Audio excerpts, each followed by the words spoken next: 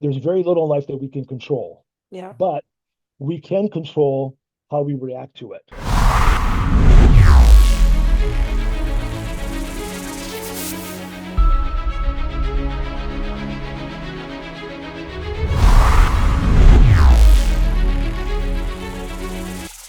Hello, everyone, and welcome again to Leaders Uncut.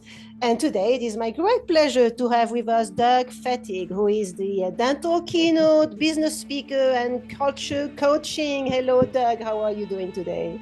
Hi, Catherine. It's really wonderful to be here and to chat with you.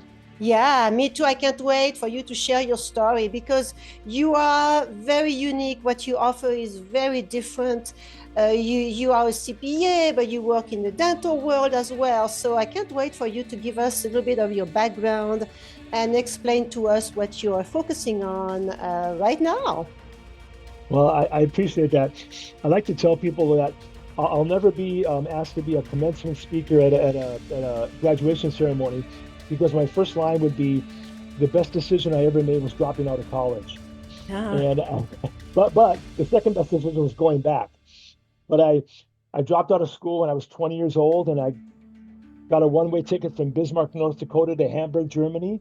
And I started hitchhiking around Europe, and it was the most exhilarating experience of my life. Changed my life.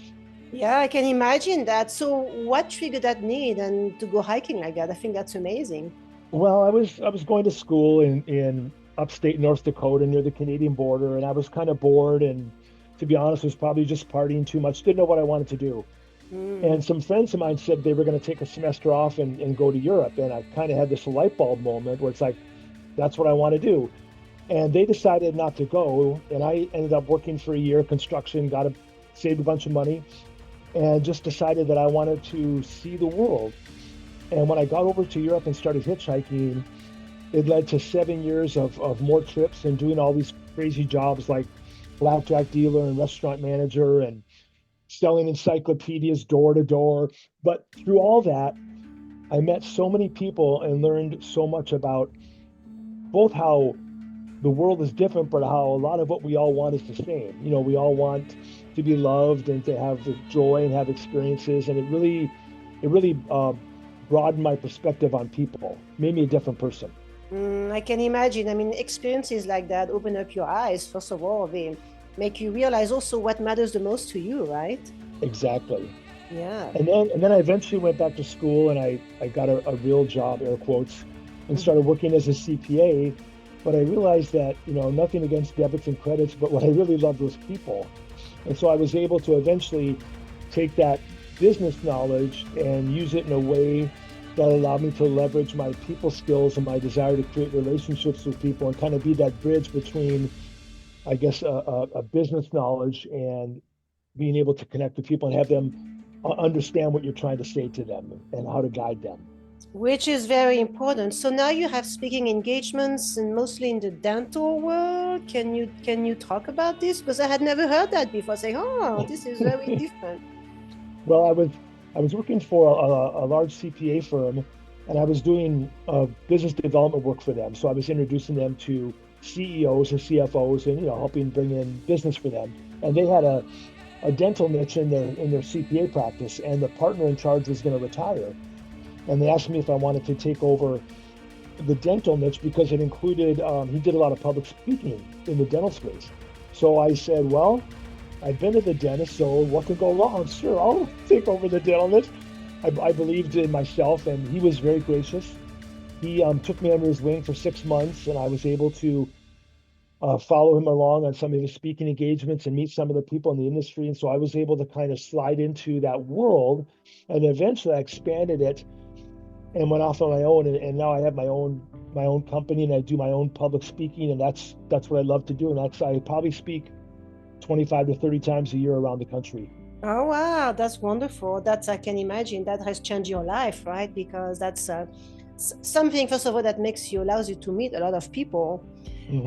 and you can also see a direct difference that you are making in their lives. What is it? I'm really interested in learning that. What is it that you like the most about what you do? And maybe you can give me examples of maybe lives you have changed, how you have impacted people. and what's the biggest success or the biggest accomplishment you feel that you have reached while doing that? Well, that's an interesting question. I think the reason why I love um, doing what I do, my goal when I'm up there talking to an audience, um, oftentimes dentists, sometimes other business leaders, is I'm trying to get them to change their mindset. So I have a firm belief that the mindset that we go through our day in our life with becomes a self-fulfilling prophecy.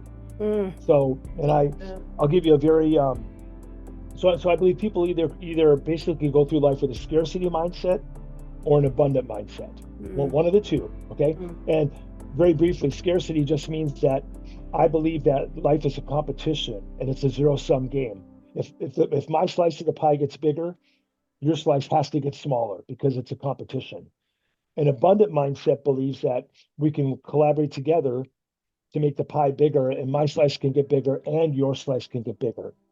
And so when I do my talks, I start out by talking about mindset and I challenge people to say, what mindset are you going to wake up with today? Are you going to wake up and go through the day with a scarcity mindset or with an abundant mindset? And mm. then I give them a very personal example, if I may share a very, very personal story, if you don't mind. Yeah, no, no, I love personal story. So she's about 27, 28 years ago now. Um, our oldest son was not quite 4 years old, and my wife was pregnant with our second son, and she was about 23 weeks pregnant. And she went into premature labor, and our son Parker was born weighing 1 pound 6 ounces, Wow. and was about 23 weeks old. He ended up living for 7 days before he died. Oh, wow. And so that was obviously probably the most devastating experience of my life. Yeah. And my wife, fortunately, who's an incredible mental health nurse, she encouraged us to see a grief therapist after that. And we realized that we had a choice to make. Did we want our son Parker's short legacy to be one of taking anger and bitterness through the rest of our life, Yeah. or did we want to take that 7 days that he gave us and help that reinforce how precious each day and each moment is, and to use that experience to help others? And we ended up founding a nonprofit organization that helped parents who had children in the neonatal intensive care unit. That was our way of giving back and Mhm. our way of honoring our son. And so I tell that story in some of my talks because I firmly believe that there's very little in life that we can control, Yeah. but we can control how we react to it. Mhm. And Very so true. I use that as an example of, okay, I could have gone through life with a bunch of anger, which would have been a scarcity mindset, or I can say, what can I take from this experience, and how can I make my son's legacy one of joy?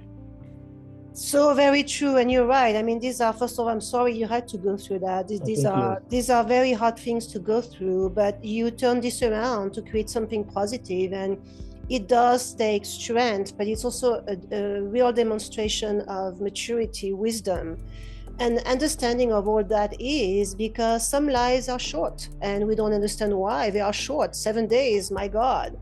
And you wonder why did you have to go through that experience? I don't know if Mhm. you have answers to that. Maybe you don't, maybe you do. But for me, when I see people go through challenges like that, or I have been going through challenges, at first we don't understand it, but then I think we detach ourselves from the event itself and realize that first of all it was out of my control. Second of all, I learned from it. Third of all, it's allowing me to focus on the value I can bring to others thanks to that experience, Mhm. just like what you are doing. You know, you're getting on stage, you can talk about this, and I'm sure now you are relevant because your story is maybe the same of a lot of people out there, and it brings closeness.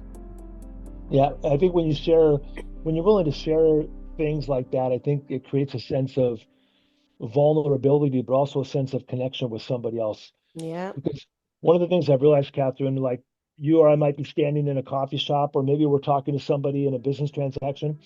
We really have no idea what that other person's been through in life. It's not written on their forehead. Yeah. You don't know what that other person's been through. And so to have a kind of an appreciation for that, and hopefully to approach other people with an inherent sense of compassion, Mm-hmm. I think that hopefully helps make the world a better place. Yes, and that is so important. But I see now more and more people becoming like this. In a world that seems to be very chaotic, very unfair, because life is not fair anyway. But people are starting to open up to, first of all, connecting again with others because of the isolation we've been suffering from so much, but also becoming very authentic because all the superficial behavior that we have seen on social media for years now is not relevant anymore. It's not working anymore. So they are now starting to realize it's okay to be myself. It's okay to show my weaknesses. And that's one way I will connect, really authentically connect with others. And I'm not ashamed of it. I am who I am, and I will do the best I can to make a difference in this world. And I see that more and more. Would you agree with this? Yes, 100%. And I think, and I come from a slightly different perspective than some people because my wife's a mental health nurse, but I see a growing permission for people to be honest and open about challenges they've struggled with. Maybe they dealt with depression or something else. Yeah. When I was a kid, that was never talked about. That was Yeah. like you put that away, you pretend that never happened. Mm-hmm. And now there's more of an encouragement for people to be honest about the struggles they've been through, because by sharing those stories, it seems like they get a sense of there's a benefit to them in being open about their struggles. Yes, I agree with you. And it's so healthy. And I'm sure Yeah. your wife would I mean, she's witnessing this all the time. It's when people keep everything for themselves that it rots inside. Hmm. And then it takes an amplitude, it becomes a mountain where it doesn't need to become a mountain if you let it out. You know, it's letting out the pressure, it's a big release of all the negativity that maybe you have kept inside for too long. And it's just a beautiful thing to witness. Yeah. So one of the other areas I try to challenge my audience in, um, so the dental industry is very unique because nowadays I just spoke at New York University's dental school, and I was talking to some endodontic residents. They're about to graduate with a specialty. Mm-hmm. $750,000 in student loans. Okay, so it's Oh like, my good God. Lord, right? Okay, that's like a huge Wow. mortgage payment, right? So, but and so when I talk to dentists, I explain to them they run a small business. Most dentists, maybe they have 10 or 15 employees, so Mm-hmm. they're a small business owner. Mm-hmm. And I asked them, I said, how many of you in the audience have ever invested in leadership training? Mm. And maybe 10% of the audience raises their hand.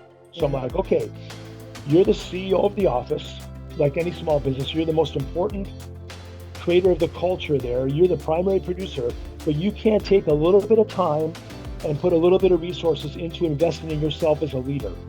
And then you complain to me that you can't keep good team members. Well, if you haven't invested in yourself as a great leader, why should a great team member stay with you? They should go somewhere else. Yeah. So I try to challenge them to think about themselves as how can they become a better investing in themselves as a leader is probably the single greatest investment that a business person can make because it's going to spill over into their personal life as well. Mm-hmm. Mm-hmm. Oh, for sure. That's very important. But I'm not surprised of those percentages that you just mentioned because I have seen too many CEOs that never went through any type of training who are not very emotionally intelligent. They may have lots of other intelligence, but it's, you know, Sure. the emotional intelligence is not there, which is critical as a good leader. You have to be emotionally intelligent. I read an article that I've stuck with me. It was a number of years ago, written by the Harvard Business Review, and they did this study and they distilled the two most important qualities of a leader down into two things. One was strength, and one was warmth. Yeah. But the most important of the two was warmth. Okay, because there's an old saying: if people don't know that you care, they don't care what you know. Oh, I love Okay, it. so if I'm a leader and I lead with strength all the time and I'm dictatorial and hierarchical, and I mean, who wants to work under that type of situation? But if you know I care about you as a human being, and I come from that place of warmth first, and you know that we're in this together, Mm. it's a whole different dynamic. It's completely different, but I think they are going to be forced more and more, those that are not like that, they are going to be forced to become like that because of the new generations. They will never cope or stay in an environment like that. They will Right. stay. So Yeah. if you cannot have any employees, you are forced to take a really deep look at yourself and try to figure out what it is that you're doing wrong And this is where someone like you can help and really open up their eyes, and also open up some side of their highly needed humility, right? Because Exactly. that is a challenge too. Oh my gosh, if someone's used to being, you know, at the top of the heap and running the show, humility is not necessarily something that they thought was a strength. Mm-hmm. Mm-hmm. I see that too many times. They don't know what it is, but a lot of them feel like they know it all. That it's and they don't listen. That's the one thing that I always. This is why we have two ears, one mouth. You have to listen. You have to listen to people that are speaking with you. Do not interrupt them. Carefully listen, and then give feedback that is relevant. But that is also something that a lot of them have to learn how to do, with authenticity too, and genuine, healthy intentions. I can't remember the current CEO of Microsoft. He's done an incredible job. I can't think of his name offhand, but when he started at Microsoft or when he got promoted to the CEO role, I can't remember. He said for like the first 30 or 60 days, all he did was he had meetings with people where he had them talk about the company, their role, what's good and bad, and he listened. That's what he did for the first 30 or 60 days, Catherine. Wow. He talked. I mean, they talked and he listened. Smart. Yes. That's smart. That's the way it should be. Yes. But very few people do that. Very few people do that because, first of all, nobody knows everything. Second of all, you always have something to learn from someone, even, or I would say nowadays, especially when they are young, because they bring a completely different perspective. I really believe they come with a higher level of wisdom inherently, right? Yep. And that is critical, that people take the time to open up to with the attitude of really wanting to learn. Yep. Yeah. So another thing I like to touch on when I give my talks is that if you're the CEO of a small business, you can't afford to hire a CFO and a VP of HR and a head of technology and a director of efficiency and blah, blah, blah. So you have to surround yourself with experts who can help you grow your business. Mm-hmm. And so you outsource those things like, your accounting and tax work, your legal work, marketing. You find industry experts who can help you grow. Yeah. And then someone will say, well, yeah, but those people cost money. And I'm like, well, of course they cost money. But if they're not adding more in value than you're paying them, you're using the wrong expert. So the way you make your life simpler and more joyful is to outsource whatever you can and do what you love to do. Whether it's dentistry or whether it's running a business or whether it's being the engineer, but you have to outsource and surround yourself, and you have to delegate, because the single primary reason that a small business doesn't grow is because the founder can't give up control. Huh. They have to be the bottleneck for all the decisions. Well, think about how demoralizing that would be for a really good employee. I know, I get it. Oh, you're right. The lack of and it's hard because sure. You've had to do everything when you're an entrepreneur. You have to do everything. And then it is an exercise. I think it's having that awareness. I know I have to release control. Mm-hmm. And have someone maybe to remind them or teach them how to do that.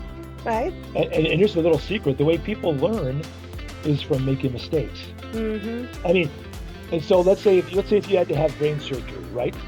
Would you rather have the brain surgeon who's doing their first brain surgery or the brain surgeon who's doing their 100th brain surgery? Yeah. Right? Okay. Yes. But the way that brain surgeon learned was by doing. Yeah. And there's no other way to learn how to do brain surgery or dentistry or run a successful podcast. You get better over time.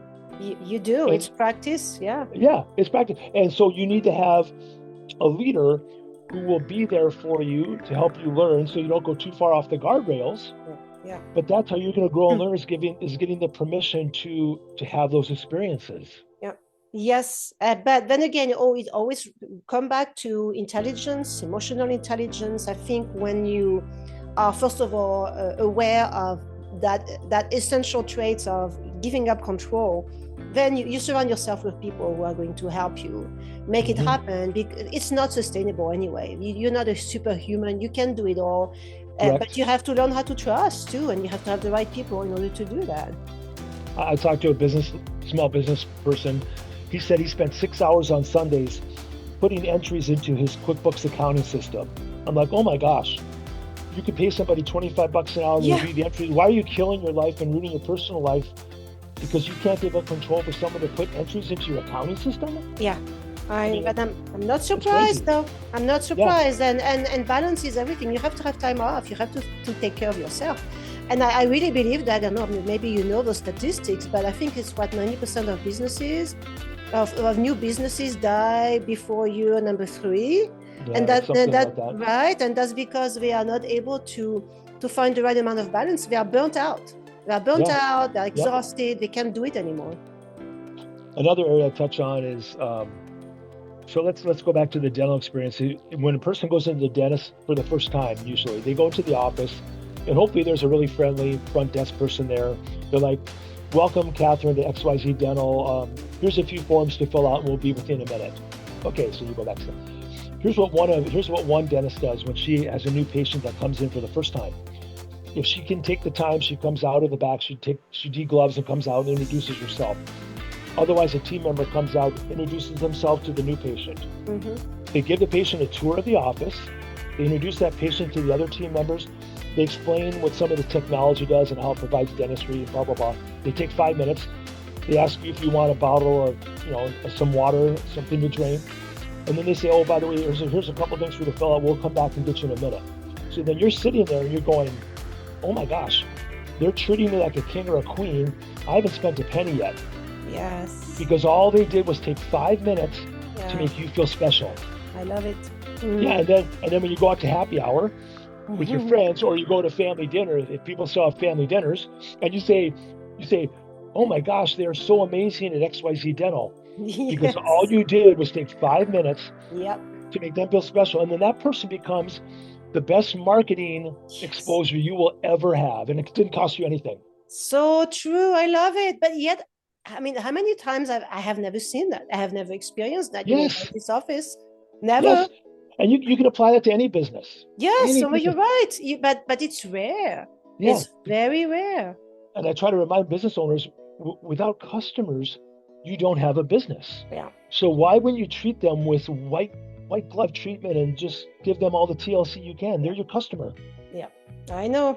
That's interesting. Well, you need people like you to remind them. And yeah, but a lot of them, they don't think that way. They are not trained. Maybe they're not trained. Maybe I don't know what it is, but there's a lot of space for improvement for sure. Oh, well, another component, you can stop me when you get bored, but another component is that I try to explain a business owner will go to their CPA and say, I have an idea. I want to buy this piece of equipment, or I want to do this expansion.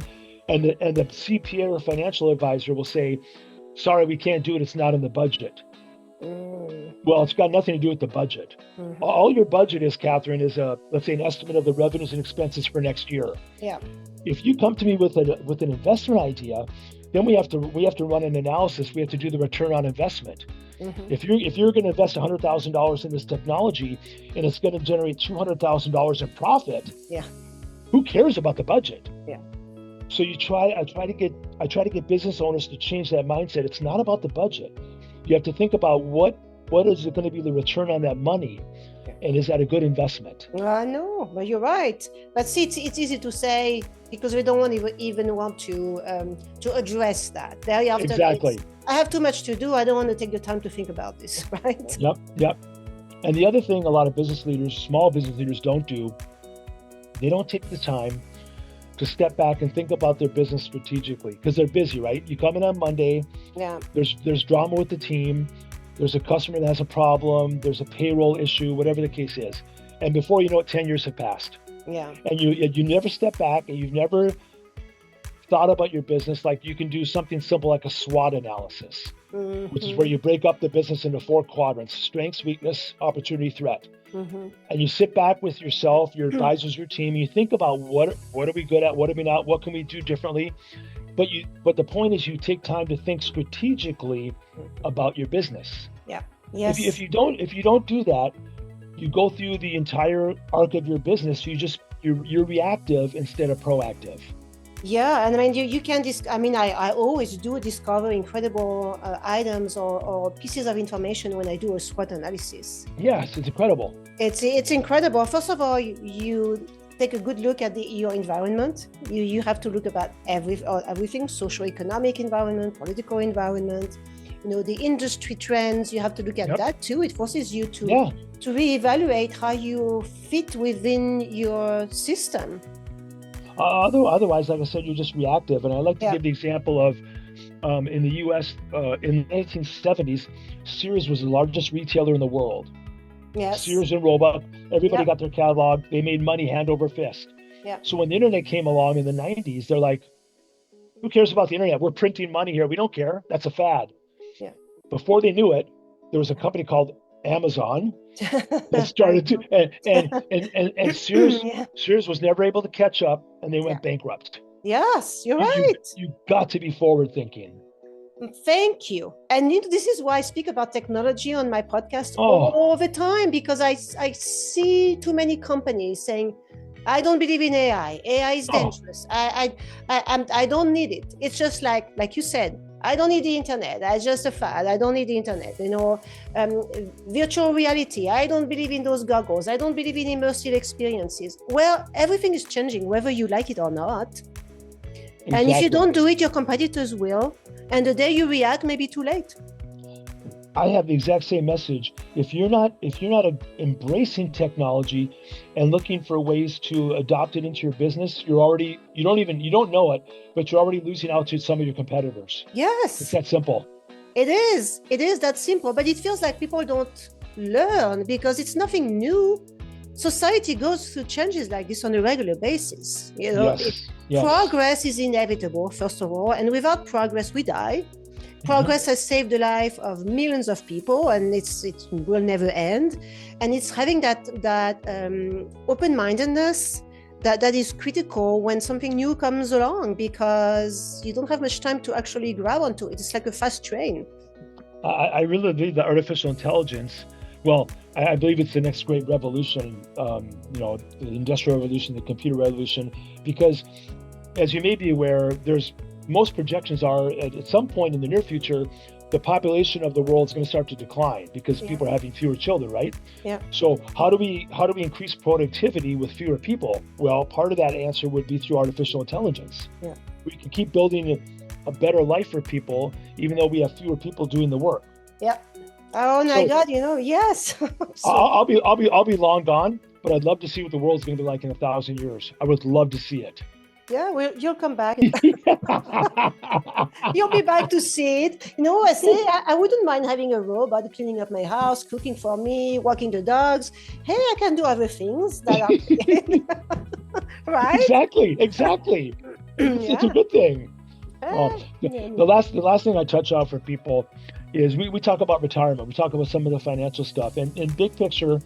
And I started late. I didn't start saving until I was in my 30s because I took time off school, and then you have children. There's always something else you can do with your money besides save for retirement, right? Yeah. But I try to explain to people, it's very simple. Either you create a situation where you've set yourself up for retirement, or you're dependent on someone or something else.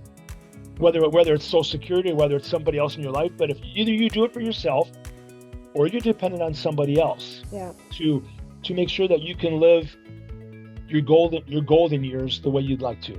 Mm-hmm. Yeah, I mean that is important too. I think that's also shifting because we live a lot longer.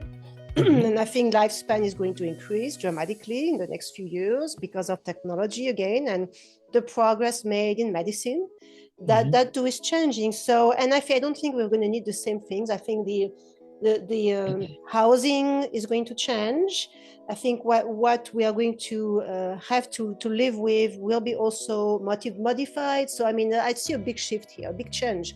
But you're right. You have to think about this. You have to plan. But things happen that are out of your control. So many people planned and lost everything in 2008.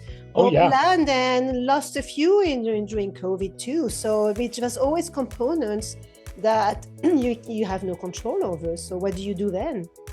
Yeah, I mean, think about if you opened up a brand new restaurant in January of 2020, you invested $3 million into the restaurant, and then COVID hit. There you go. I mean, you have stories like that happening all the time.